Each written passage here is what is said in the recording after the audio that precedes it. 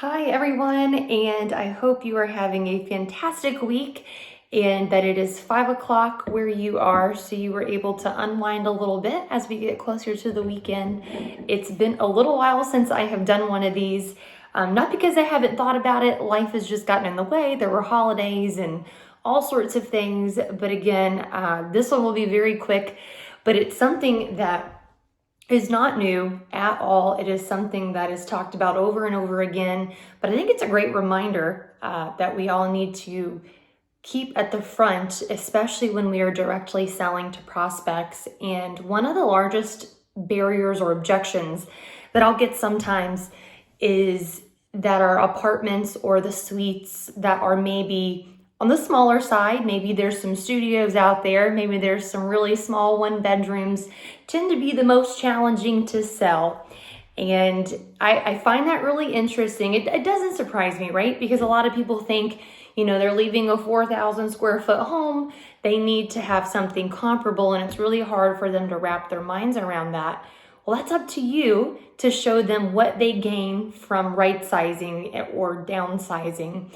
And so what you really have to do there is it starts with your sales skills and your ability to show them the vision of what it would look like in a smaller space and why that's more valuable for them at your community. So it really starts with asking this question. I was taught this early on because I swear to you guys, they were like 200 square feet. They were so small. Anybody that's on here knows the community I'm talking about. I mean, we're talking very, very tiny spaces that were studios. It was enough for a bed, a dresser with a TV, maybe a recliner. They've got a sink, and then they've got a bathroom. I mean, we're not talking anything large here. And it was a challenge at times for people to walk in there and think, wow, can I make this commitment? And I was taught this, and it has worked so many times, of when you do your discovery, when you're doing that sit tour sit process, ask the question, walk me through a day in the life at home right now. What does that look like? Let's start from when you wake up in the morning to when you go to bed at night. And of course, ask if it's okay for you to take some notes so they don't feel like you're looking away and not giving them your full attention. But I want you to write down all of the areas of their current home that they're actually using. And I want you to be able to go back to that because it's pretty eye-opening for them to realize how they think that they need 4,000 square feet.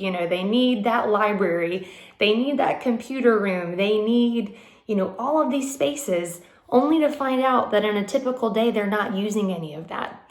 And so you're able to go back to that and say, what I heard you say is you're using your bedroom, you're sitting in your recliner to watch TV, your bathroom, and you're, of course, going to the kitchen for meals. And so when you're able to kind of put that into perspective for them, the much smaller space makes a lot of sense for them. And there's another piece that I've always used, and it's so true. I want to have a space that's yours, that you can come and enjoy and have your privacy when you want. But the whole intent for you to come to a community and be able to fellowship with others and have that engagement is because I want you out of your apartment. I want you to be able to utilize all of the spaces. So in hindsight, you're actually gaining a ton of square footage because that's one area of one really, really large campus that you'll get to enjoy on a day-to-day basis with people that you can build meaningful relationships with. And when you say it like that, I've seen it so many times, the light bulb goes off and they're like, I've never thought about it that way. And so if you're talking to the actual prospect, if this is more independent living, give it a try. But also if you're talking to an adult daughter or an adult son, I would suggest trying this as well, because a big pain point or something that's really important to a lot of adult children is to have mom or dad out. They need that social engagement, and they are feeling very isolated.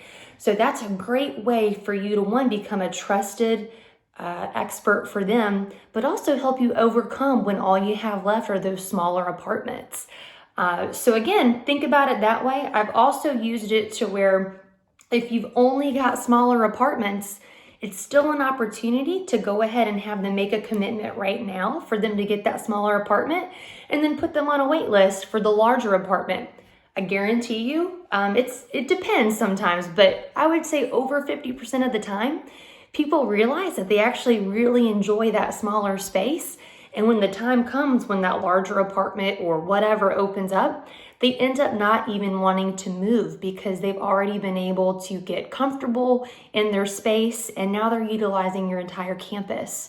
So food for thought. I hope you enjoy this, and comment below if you've got any other thoughts on how you sell your smaller apartments, but it is doable, and there is someone for every single apartment or suite or unit at your community. I assure you, it's just up for you to find out what's the real meaning of why they came to you that day. And then that's where your sales skills and your abilities come into play, and how they trust you to help them make that decision. Cheers, guys. Have a great day.